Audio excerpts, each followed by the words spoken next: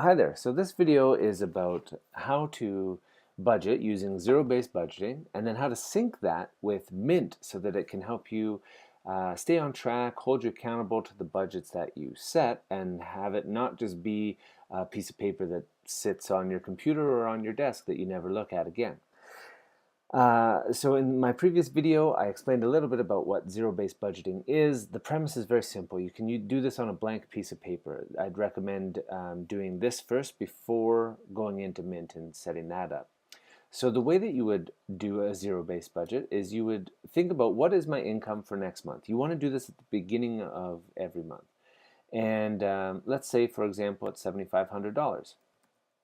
And then the next thing you'll do is you want to think about what are all the expenses that you have. Rent, car payment, charity, savings, eating out, groceries, whatever they are. You want to add them all up. And all of your expenses should total $7,500. So that at the end of the day, you are left with no money. Now what this is you're consciously thinking about your month in advance. You're telling your money where to go instead of wondering where it went.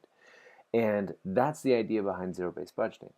Now, you can do this on a blank sheet of paper. If you did want a little bit more structure, you want a spreadsheet, we have one of those. I'll put a link for it down below. You can download it and get it for free. Just follow the link. And I'll show you what that looks like. The idea is exactly the same in the sense you've got $7,500 you put up here for your income, and then you'll just go through this list. So charities, you've got $100 for charity. You go through your savings, housing, just put all of your expenses in. Big section here for debts, recreation, and at the end you're left with, so your income is $7,500, amount budget is $6,950, so that means you have $550 left. So that means you're not done budgeting. You've got to go back into the budget and spend that $550.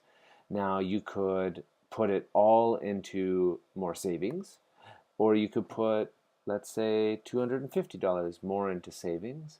And we forgot it was little Jimmy's birthday that we've got to get an extra gift for, so let's put an extra $100 for Jimmy's gift. And I don't know, I'm gonna drink a little bit more this month, and I should probably pay off some more of my debt. And oh, I still got 200 bucks left. Okay, I'm gonna save the rest. And there we go, it equals zero. Now, for a lot of people, this is where it ends. And that would be great. You've given thought to where your money is going to go at the beginning of the month. And then at the end of the month, you want to track it. So you come back to this document and you'd put in what you actually spent in all these categories.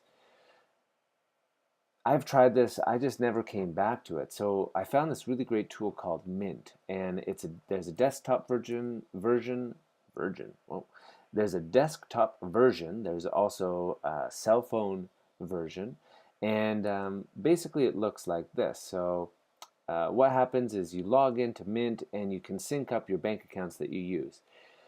And then you'll see when you log in, you'll have different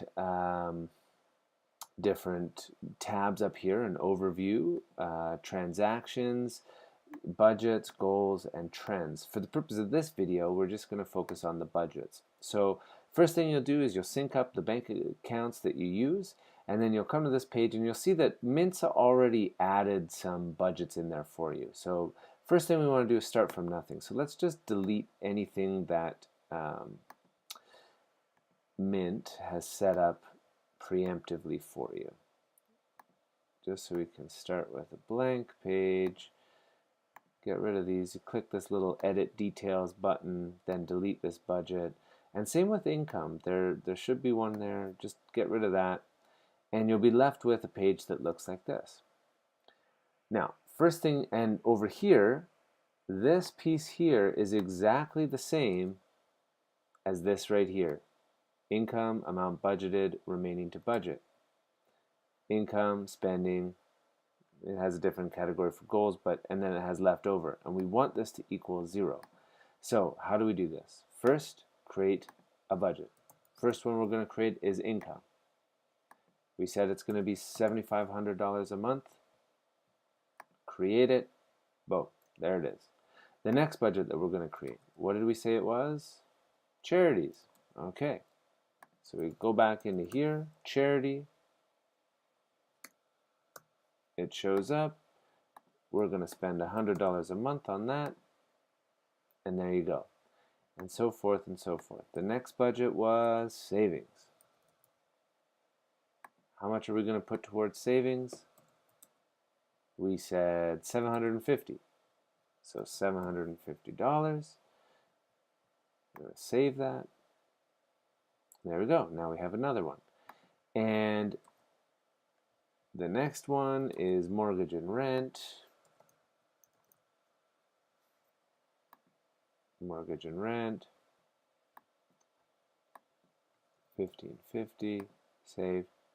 And so forth and so forth. And you're going to keep going. You're going to keep adding each one of these transactions until this equals 0, not 5,100. And now sometimes you'll end up with bills that don't show up in Mint, like the wording might be off. For example, let's go cable and satellite. So if you go, I want to add my cable bill. No categories found. Well, if you click this little button, it'll give you all the different types of expenses you can think of. And it might just be a different word. So you'll scroll up and you'll go, oh, it might be bills and there we go, television. That's actually what it is. $50 for television. There you go, and it pops up. And that's basically it. And then what happens is once you've put all of your budgets in, the next step in this process is going into your transactions. And you only have to do this a couple times, but you go in and you'll see different transactions like, oh, okay, Cactus Club, and in Kelowna, you see it knew that that was a restaurant. And so you go in there and you make sure that they're connected properly. And when you sign up for Mint, what it'll do is it'll download the first 3 months of transactions. And I would recommend going in and teaching Mint what those transactions are. LD West Bank, alcohol and bars. Actually, that I think was a gas station. So I can just change that here. This was not alcohol and bars. It was travel. No, auto, gas and fuel. I'm done. And now it will know that this location is actually gas and fuel. And I only have to do that a few times. And then it will automatically populate into my budgets. And then it'll show up on your phone if you download the Mint app. And that is how you use zero-based budgeting and then sync it up to your Mint so that you have a real living, breathing document that or app that is tracking your spending. And so anyways, I hope you find that video helpful. Again, I'll put the link for the spreadsheet in the video below. If you have other questions, you can find answers on my website. That's harrisonfinancialgroup.com. Thanks for watching.